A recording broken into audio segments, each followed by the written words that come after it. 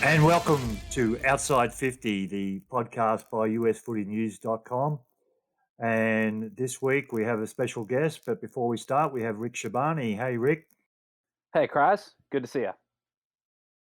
And our special guest this week is Martin Coventry of the Portland Steelheads. Hey, Martin, how you doing? Good, thanks, mate. Good to hear, good to hear. Martin, we wrote a story about you back at the end of summer last year, and anyone who read that story, or it's still up on our website, can take a look. You're one of the most decorated best and fairest players I've ever heard of. At that time, you had 15 best and fairest awards from clubs here in the US. Did you add to it in fall? I haven't added any yet, mate, but I don't think I'm done yet. Fair enough. I hope not. I think you'd probably own your own trophy shop. That'd be right, wouldn't you?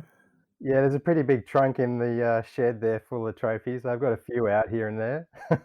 That's pretty funny. That's exactly where mine are too, actually. Well, Martin, you started off, as I know, down in North Carolina, and you came over in the late '90s. Is that right? Yeah, I came over in '97. And when did you first start playing? I think it was towards the end of '98 when I first caught up with a couple of guys who were trying to get something going in North Carolina. There was a friend of mine I was working with, happened to remember I mentioned footy, and she ran into an Aussie guy at a bar, and then all of a sudden I get a call from this guy. I said, "Hey, do you want to come for a kick?" And I said, "That sounds great." So that's how it started, me and basically a handful of guys having a kick down there. And fresh off the plane from Australia, presumably, were you shocked and surprised to see that we play footy over here in the States? I was a little surprised, but I had actually heard about it before I came over, and somehow I'd heard about the Lehigh Valley Crocs team. Must have got a newsworthy article in Australia before I came over. I remember joking with my ex on the way over. I was like, "Oh, would it be funny if I ended up coaching footy in the States one day?" And here we are, like 20 years later, and you're still doing that, huh? Yeah. So you spent a couple of years there until about 2005 in North Carolina, or 2004 with the Tigers, and did some coaching straight off the bat pretty early, huh? Yeah, I jumped in pretty early. They had a guy who was coaching, and we kind of co-coached for a little while, and then he sort of faded out, and I sort of took the reins during that first season. Ended up coaching for, I think it was 4 years there, and then the last year, Adam Coleman jumped in and coached the team in my last season before I moved over to Arizona for a year. Yeah, so I spent some time in the Phoenix area as well. That was where I first picked up footy before moving to LA and getting involved with the Dragons. So what took you to Portland? Was it work or what was it? My ex got a job teaching philosophy at Portland State University, so we moved up here at the end of 2004, and I connected briefly with the Portland guys who were just having a kick around at the time, and then the next year, 2005, was when I got involved and tried to get things up and running. Who were the guys there in Portland when you first came together that you teamed up with? There was a former Chicago Swans player called Sean Quinn, who was heading up coaching and was VP.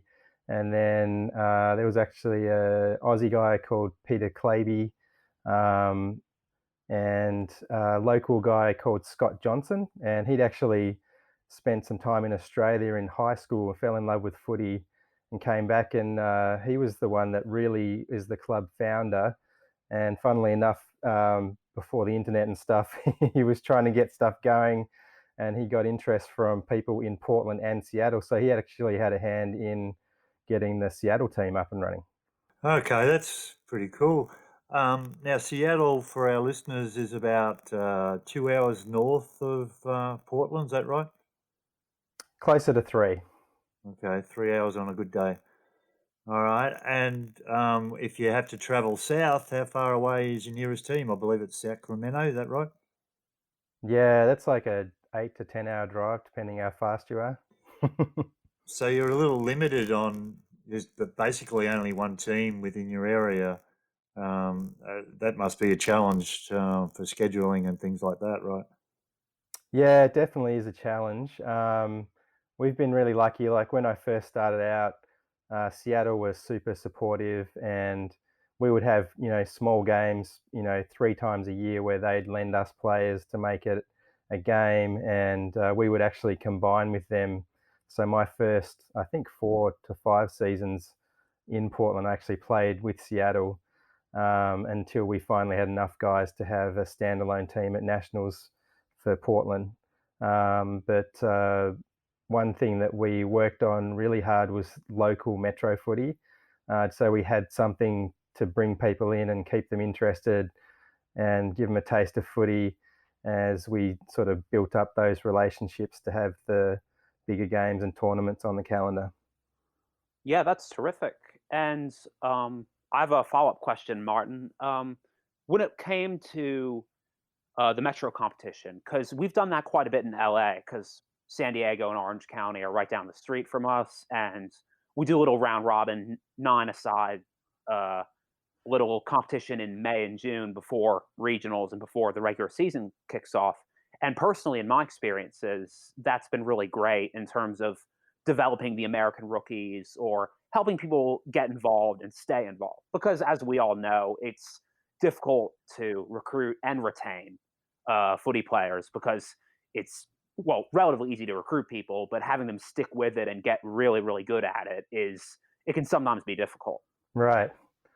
Yeah, it's been the best way to recruit people. We had one of our former presidents, a very well-known guy, Will Sandman, when he came to the club. He was the one that really started pushing the local footy. And he's like, this is how we're going to build here. And he was dead right. And so at one point, we actually had a 4-team, 10-a-side Metro League here in Portland. We dropped it back down to 3 the last year just because we didn't have the consistent numbers to keep the 4-team league going. And then the other exciting thing is we now have 2 women's metro teams in Portland. So this is this will be our 3rd season coming up of the Pwaffle. So that's another great way to bring people in. Quaffle, I love it. Great abbreviation.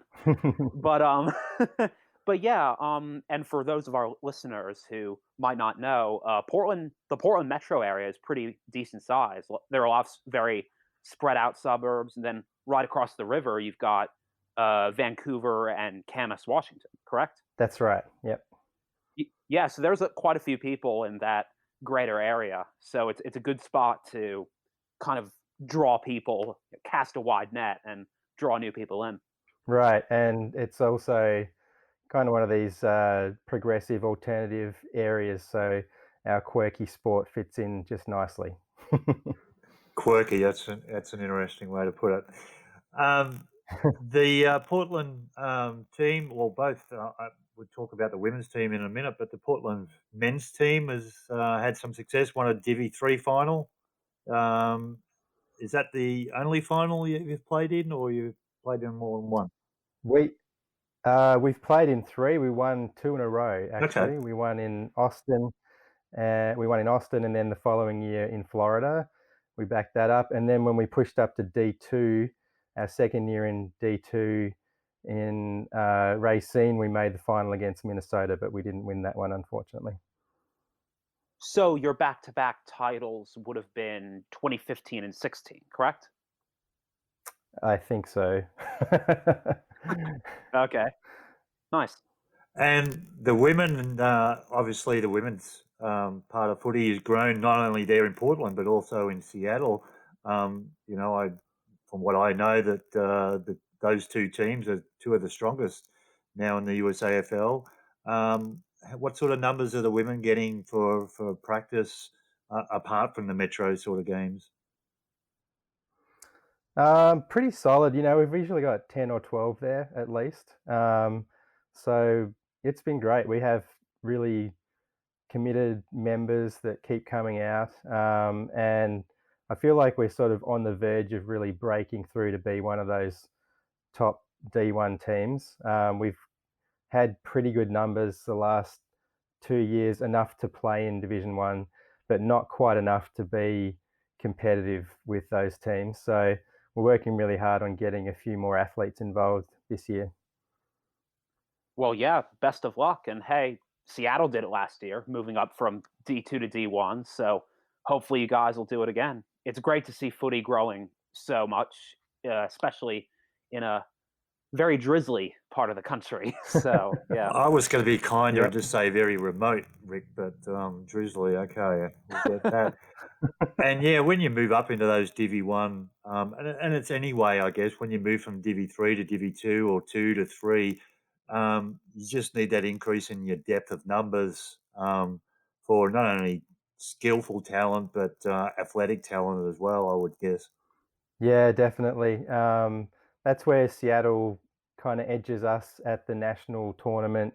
They have some really good athletes, but we've got a few tricks up our sleeve this year. We had a co-ed futsal team in the local futsal centre, and we've been recruiting from that. So hopefully we'll get a few more athletes this year and give them a run for their money. Yeah, there you go. And quick question in terms of uh, elite athletes developing in Portland. Do you guys currently have anyone on the Revos or the Freedom sides? Yes, we do. For the Freedom, we have Olivia Artes, who is originally from Oregon, and she was based in Ireland last year, but just moved back to Portland and actually just moved to Melbourne. She's doing some studies over there, so she's on the team.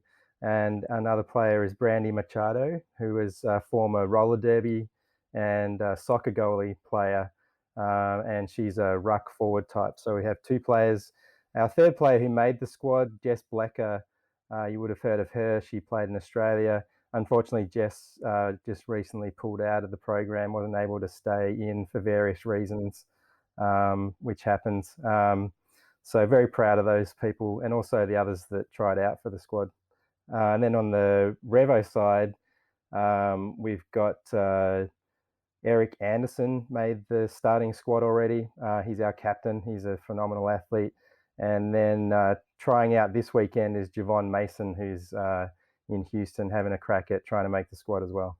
And speaking of Jess, I actually got a chance to hang out with her and watch a few of her games when I was in playing in Melbourne this past year. And obviously, someone like her playing up in Darwin, playing in Melbourne, and then winning a flag with Collingwood's VFLW side. I mean, what a phenomenal experience. And we've been trying to get her on the podcast, but she's been pretty busy ever since getting back from Oz, but hopefully soon. Yeah, it's the best thing you can possibly do for your footy. Go and spend a couple of years over there for sure. And just her skill level went through the roof from all that. So 2020, Martin, you probably got your Metro sort of seasons planned out and a few games, cross games with Seattle, but you have a couple of tournaments up in that area. Can you tell us about one in Portland, I believe, and another one in Seattle? Can you tell us a bit about those and how you've been going in those and have they been growing? Yeah, they've been great. We've been really fortunate that the Portland tournament's called the Stumptown Throwdown, has been a popular tournament for other teams to come visit. So we've always had really good turnouts for that. We've had Denver, Orange County, San Fran, Seattle, obviously. And I'm not sure who we've got this year, but usually, for sure, there's always Seattle and Sacramento. It's a good trip for them as well. So I'll hopefully get those guys up. And then anybody else who's interested, the tournament is on the 12th of September. So hit us up and let us know. And then the other tournament is Seattle's tournament, which is called the Cascadia Cup. And actually held that in Tacoma, Washington last year because they have these awesome fields up there. And last year that was us, Sacramento, and the Arizona guys came up for that one as well. So that was another great tournament. Just touching base on the Seattle club, which you have obviously been involved with for a little bit of time. They actually cross over the border into Canada and play some of the Canada teams in some sort of metro competition. Yeah, I think it's called the BC AFL. So way back when I was playing with Seattle, we used to head up there a couple of times a year for tournaments, and then that sort of petered out when the different leadership up in BC, things changed around a little bit, and then fortunately for Seattle, they got re-invited to join the league, and I think this is probably their third year where they've been a full part of the league. So they have a full season of 18 aside, which is pretty awesome. So yeah, they're very lucky to be involved with that. Yeah, those are always really competitive leagues, the Canadian and the Seattle teams going at it, because yeah, the quality of footy in Canada is great. I have a former LA Dragon teammate who lives up in Vancouver right now, and he's played a little bit with the Vancouver Cougars. And I'm also friends with Valerie Barber Axthelm from Seattle, and she always loves going up to Vancouver and getting a road win. So it's definitely a great competition, and hopefully that continues to be a big success. Yeah, the men's teams up there have a lot of really good Aussies coming through. The tournament in Portland, what sort of facilities do you have for that, and what sort of training venues do you have for your club during the year? It's always a struggle to nail down a consistent venue for the tournament. We've got a few things lined up, and hopefully we'll get a good one this year. And then for local footy, we found this spot which is next to a local high school. It happens to have two baseball diamonds opposite each other and a soccer field in the middle. And it's a really good size for, say, like a 3/4 size footy field, which is perfect for metro. And we've had that for years. One of our former presidents, Nick Worth, found it, and it's become kind of like the Sunday afternoon thing that everyone knows around the area, that there's going to be footy on at the park there. So we're very fortunate to have that. You haven't had any opportunities to play on a lighted field or anything like that yet? We have been invited to play. There's a stadium in Hillsborough, but it's American football stadium, so it's really not big enough. And obviously, we're not super keen on the synthetic grass surfaces. So what we have done here and there is booked fields under lights for training later in the year when it gets dark. And we've had a few games, like metro-sized games, on those type of fields, but there really isn't much available that is real grass under lights around here, so only for training.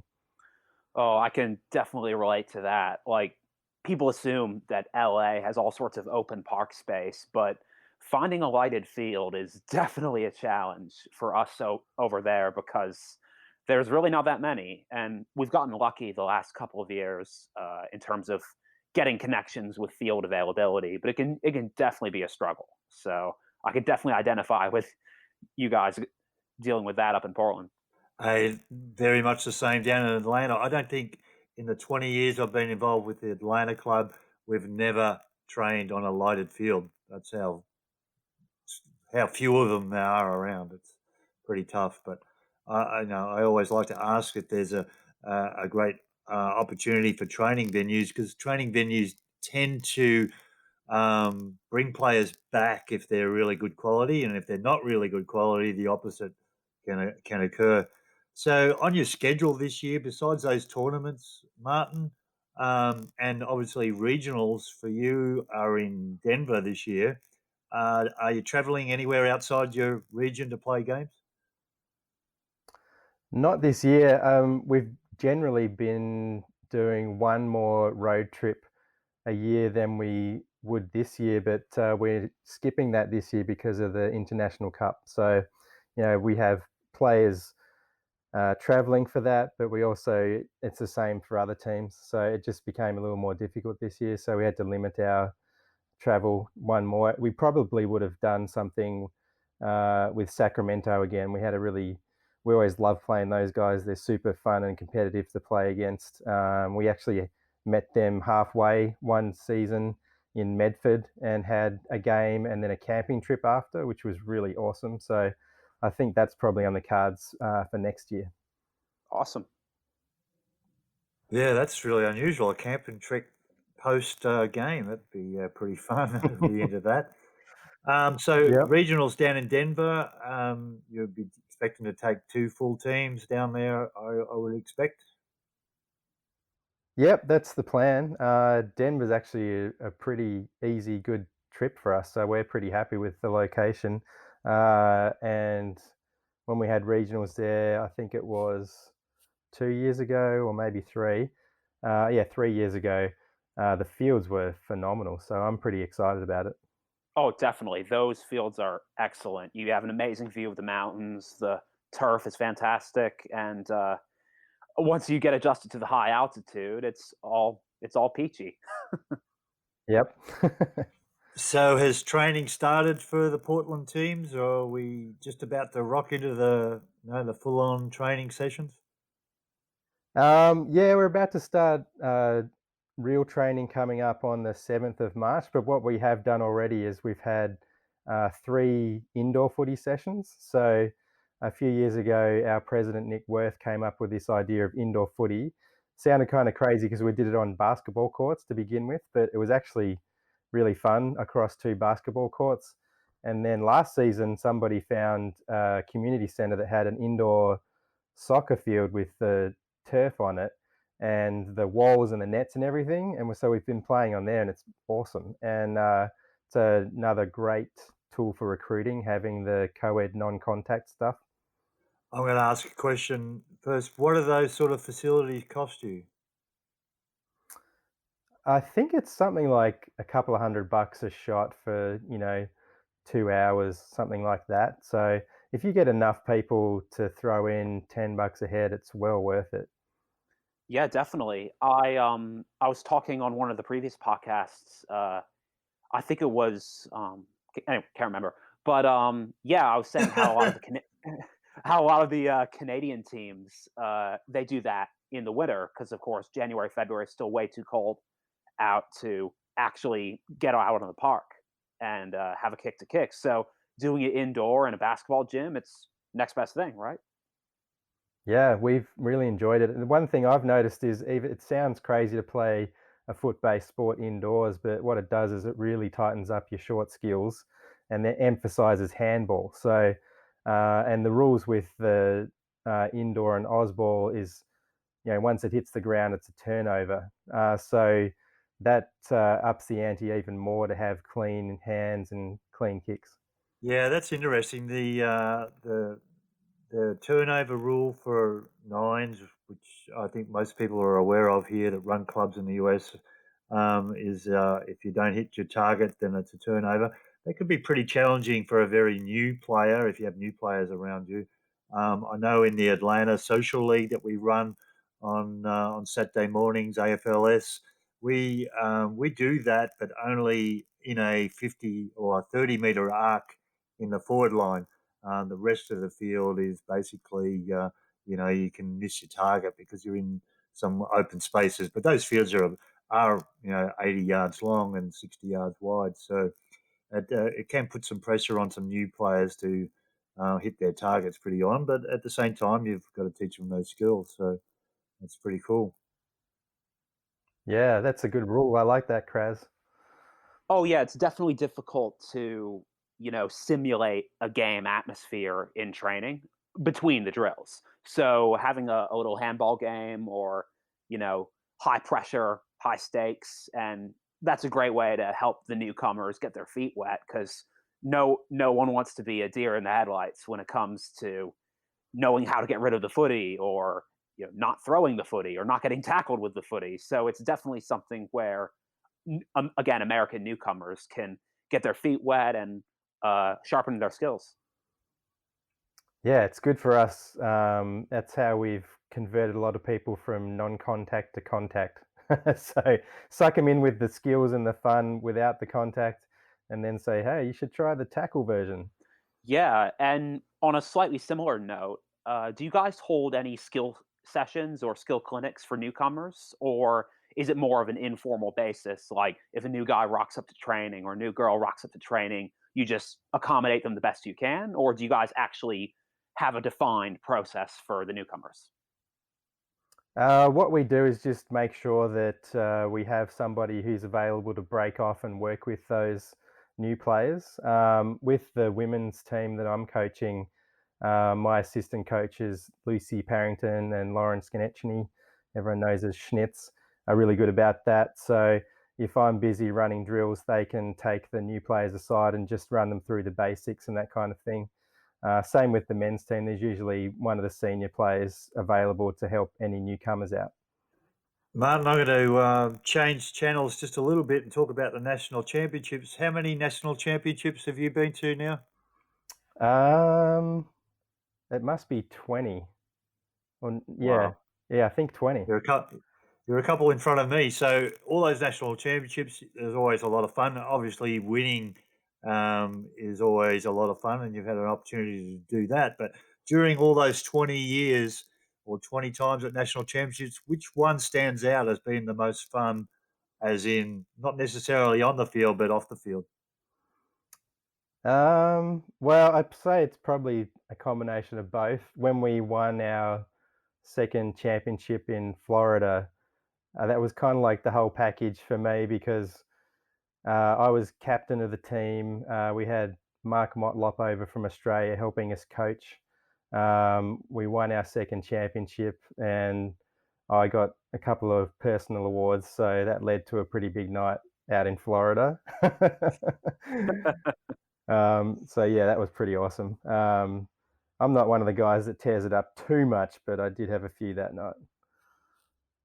Oh, actually, I'll tell you a little story back with North Carolina that this is of the social side. So back when I was coaching the North Carolina Tigers, we had all these college kids at UNC because we had the first ever college team there and just incredible athletes coming and going.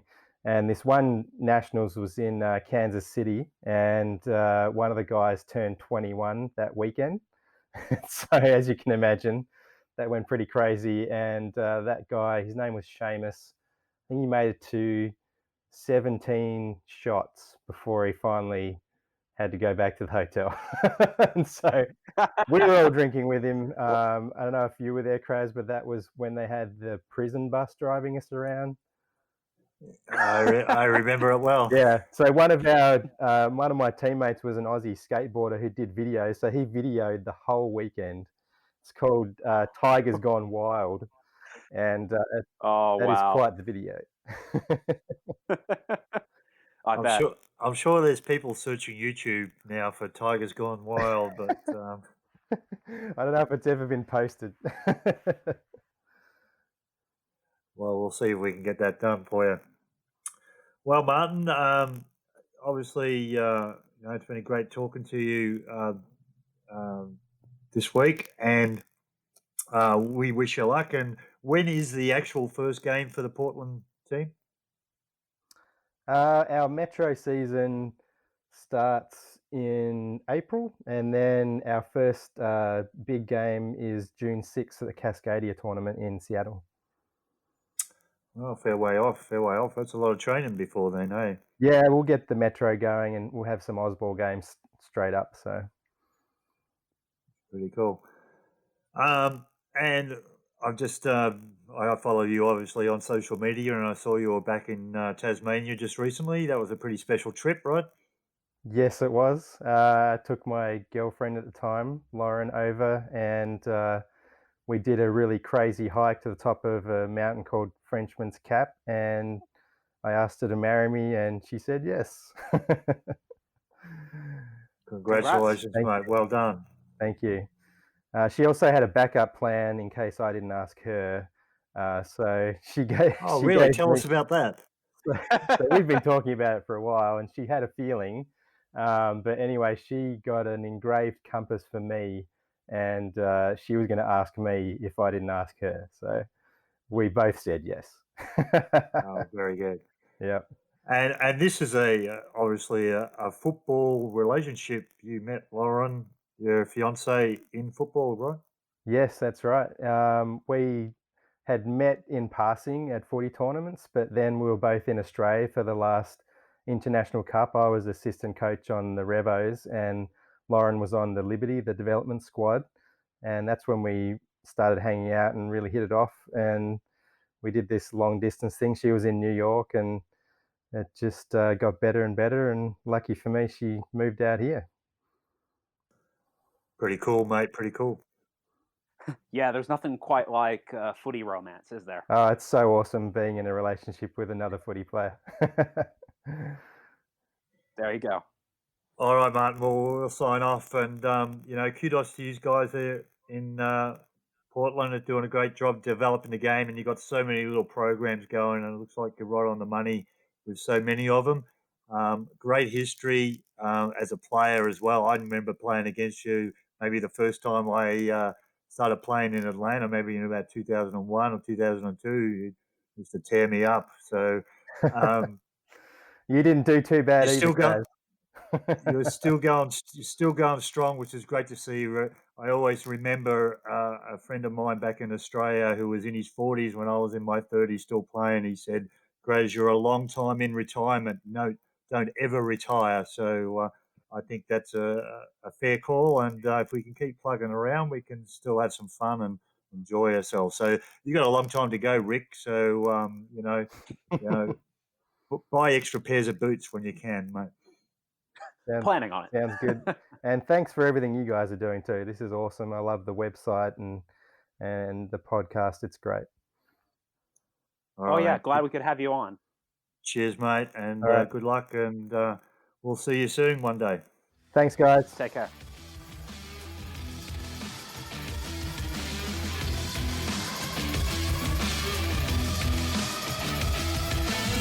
And we're moving on now in our Around the Grounds feature. And on the line from Jacksonville, Florida, we have Andrew Beh, who is the president. Hey, Basie, how are you? Good, thanks, Kraz. How are you doing? I'm doing well. I'm doing well. Jacksonville, mate, joined the USAFL in 2018, one of the 9 clubs to join in the last 2 years. But you didn't start playing your games until last year, which was great. You participated in quite a few events. So going back a little bit, the club was started by David Mead. Is that correct? That's correct, yes. He's the founder, 2018, and then I joined, teamed up with Dave early in 2019, and really from that moment on, sort of focused on building structure around the club, sort of understanding that first thing you need players to have a kick around with the footy. So first order of business was really establishing, just trying to get blokes to come down and kick the footy around, have a bit of fun, have a bit of a laugh, and just trying to get regular numbers to a what's now called a training session. But that was kind of the first order of business. Is you can't have a team without players, so starting to attract those players down. There was a couple of players on the that Dave already had, but no real sort of structure around. Training is Tuesdays at 6 o'clock and Saturdays at 2, and that was kind of the mantra that I sort of set with Dave was like, people have to know what day and what time, and then they can build their lives around coming down and having a kick. And for the most part, families and things like that have been really supportive of letting their husbands and boyfriends come down and participate. Sounds great. It got off to a great start. Jacksonville, Florida is a fairly big city, right? On a river? Yeah, it's actually one of the biggest cities by landmass, but I think there's a little over 1 million people in the region. It's a sort of a heavy military town, so there's a lot of big naval presence, and we do get a lot of Australians come through from Australia to be stationed here for a couple of years before moving back to Australia. The core Australian group is very fragmented around the region, but interestingly, I mean, most of our teams actually not built around Australians. It's mostly been local interest and local talent that we've been able to develop. So, yeah. Right, fantastic. So, Basie, I've known you for quite a few years. You played with me in Atlanta, and you're from Australia. Tell us where you're from. Yeah, I grew up in Sydney, so I came about the game in a little bit of a circuitous route. I grew up playing soccer and rugby.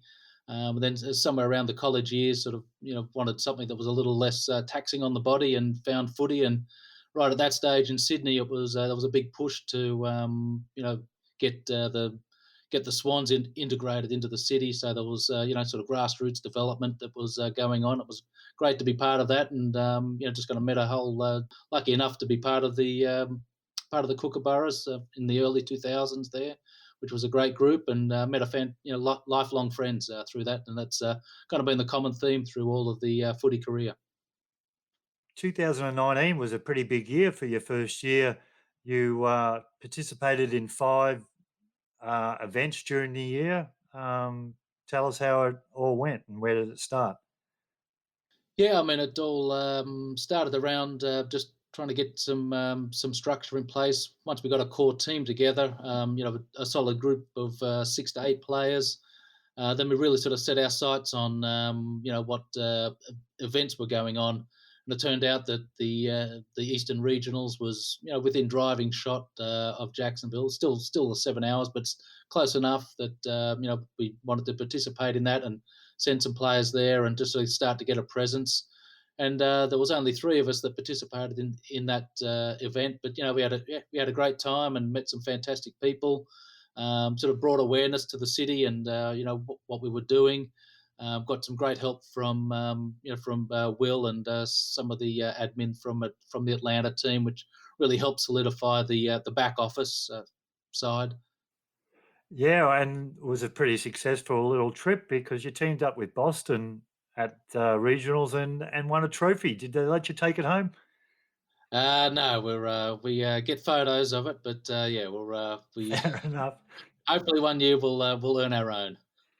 Well, it's pretty good to get a kickoff like that and be able to team up with a pretty quality outfit. Boston always have been when they come to those sort of events. They've always been competitive. So, and after that, you took a team or a group of players to the Savannah Invitational. That's correct. Yeah, so we had actually pretty much a full squad came up for that, which was fantastic. So the by that stage of the season, we'd had enough training sessions. The boys were really keen to get out there and show represent the city, and so they made the trip up to Savannah. I thought that game was fantastic because there were so many there were players from Savannah, from Rome, from Atlanta. It was just a great afternoon of footy, and yeah, so that sort of really energized the back half of the season, I think. So Yeah, that's for a pretty close little drive though, isn't it? It's probably a little unusual for down here in the south. It's only a couple of hours, right? Yeah, it's a 2-hour shot to the north, and I think that being our closest ally, I mean, there's naturally a strong bond that we've formed over the last year with those guys. So, we'll help out with marketing and ideas around sort of getting promotional things together, and certainly, any opportunity we get to team up with them to represent against other games, we're more than happy to include them in our scheduling. Wow, yeah, that's great. And sharing the love is what it's all about. And that event is on again this year on May 2nd. So hopefully we'll have even a greater representation from Florida, maybe even all the 3 Florida teams, and really make that event something.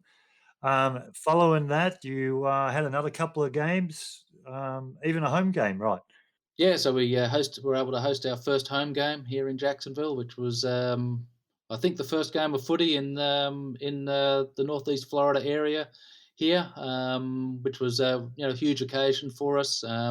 So yeah, likewise we had the boys from Savannah came down and represented, and yeah, I mean it was just a great learning experience for a lot of our players that weren't able to travel to be able to participate, and kind of again, it was sort of all building on the growth, and that game really solidified, a lot of new players that were interested in the game and sort of coming on new to the sport. I mean, I mean, in the last year we probably had a good 6, 8 players that had never played footy before now have 3 or 4 games under their belt. So So, how many players, maybe in total, counting everyone who's been to training, do you think have run through during 2019?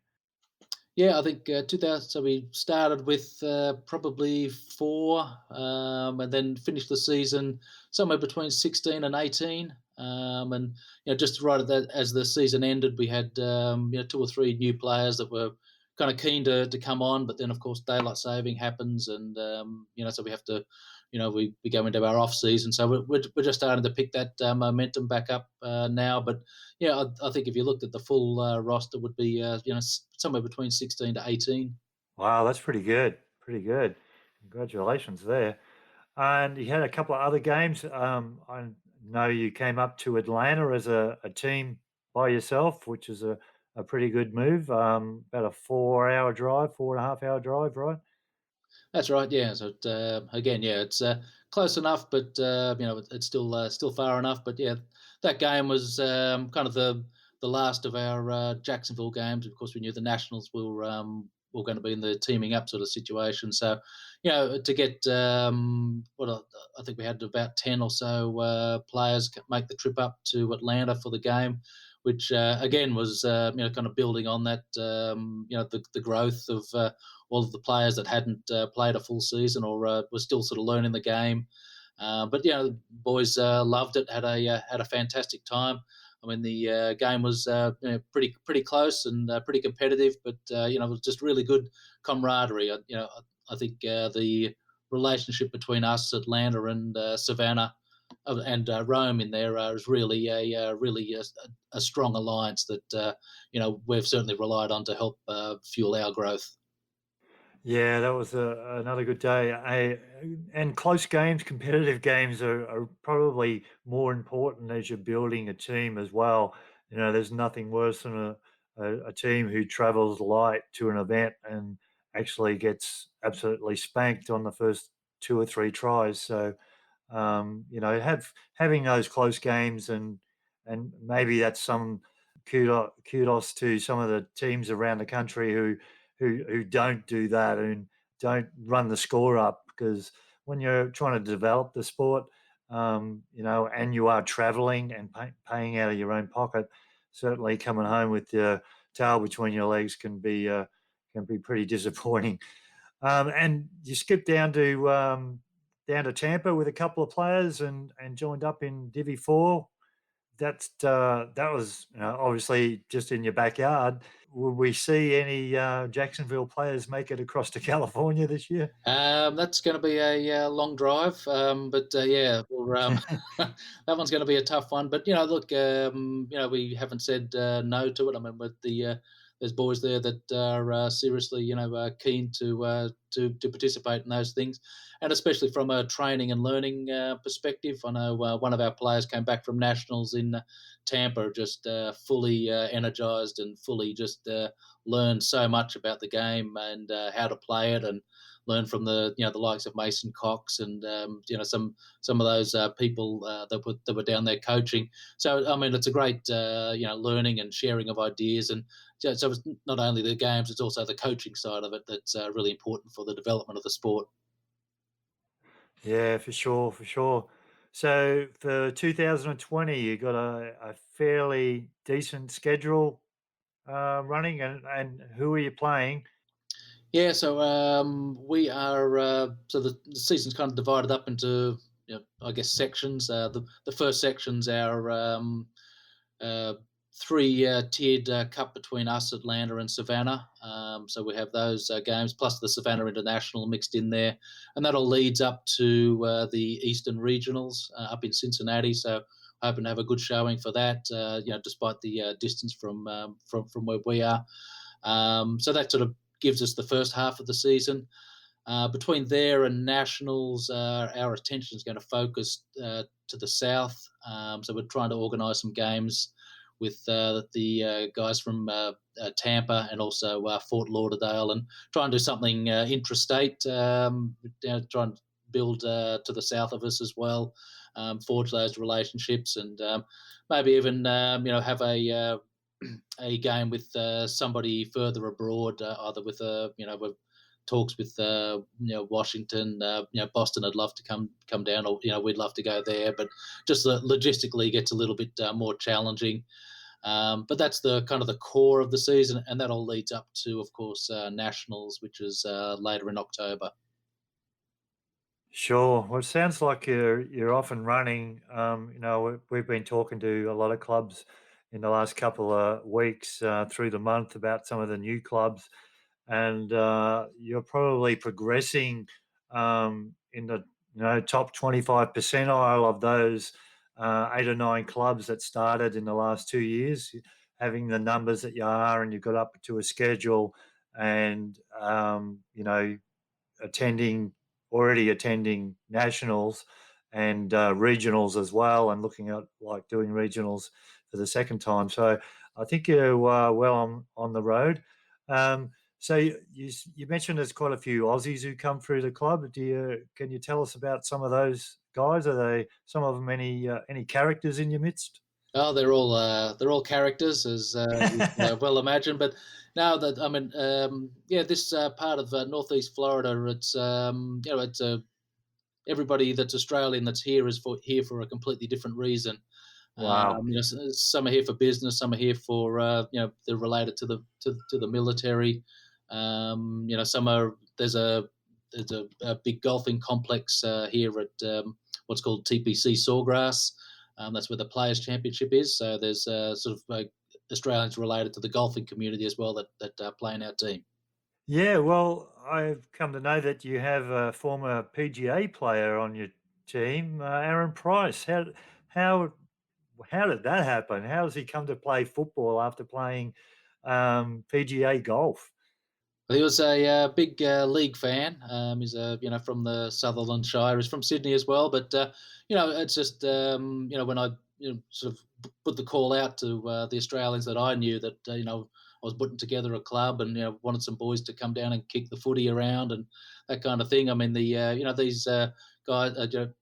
Aaron said, I'd love to come down and just check it out, kick the footy around and mess around for a bit, and then lo and behold, people get sort of hooked, and then want to play a game, and then we sort of transition on, build on from there. But yeah, I mean they're all characters, all here for for different reasons. But yeah, Price is he's has his main home there in Ponte Vedra, but he's kind of one of our kind of one of the guys that sort of really stepped up last year at making the transition from what's essentially rugby league over to his first season of footy. So that's awesome. Pretty good to do it. I don't think he's a young fella either. No, if you're listening to this, Pricey, no disrespect at all. Anyway, mate, well, it sounds fantastic, and the warm climes of Jacksonville are probably conducive to playing footy the whole 12 months of the year. That'd be right, yeah. With two notable exceptions being July and August. I mean, that's kind of searing, tends to be in the searing heat range. So, I mean, and that's good as far as the scheduling is concerned, because most of our, or a majority of our games are on the spring side of the depth of summer, and then we have a couple on the other side once summer holidays and school gets back around September. So we try to avoid the worst of the heat this year, because I think that's one of the things that we learned last year was that playing footy in 40 degrees and oh, sorry 95 100 degrees centigrade Fahrenheit and 100-degree humidity is not a lot of fun. No, that's for sure. For those of us who live here in the south, we've been putting up for quite a few years. Well, great to talk to you, Andrew, and wish you luck. And kudos to yourself and David Mead for getting the club up and running, and really building, like you said, a great structure. You've obviously, you're going forward and having a little bit of success. It's always good fun to have a win or two when you first start. And so, good luck for the year. And I'm sure I'm going to see you probably more sooner rather than later. I think your first game for the season is part of the Deep South Cup between Atlanta, Savannah, and Jacksonville in the middle of April, right? That's correct. Yeah, we're much looking forward to hosting everybody. The Atlanta team and the Savannah team for that season opener there. So we're already just started kicking off the trainings for the year. So we're pretty excited to pick up from where we left off last year. Fantastic. And obviously, let's tell our listeners where they can find you. I'm pretty sure I know your website since I built it. It's jacksfooty.com. But you're also on Facebook, and I know David does most of the Facebook, does a great job. Instagram as well. We have an Instagram account, yes. Just search for Jacksonville Saints. That's where you can find us. Well, anyone who's maybe holidaying down in Florida, there's a lot of Americans love to come down south to enjoy a bit of warmth at this time of the year. Certainly look up the Jacksonville Saints and maybe come out and have a kick, hey? Absolutely, we'd love to have you. All right. Thank you, Basie, and we'll talk to you soon. No worries. Thanks, Chris. Have a good one.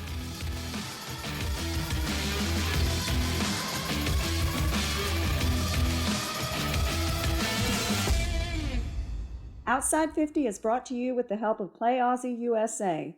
Play Aussie is the only place in the USA you can buy the famous Sharon football, a proud sponsor of the USAFL. Visit them at playaussie.com.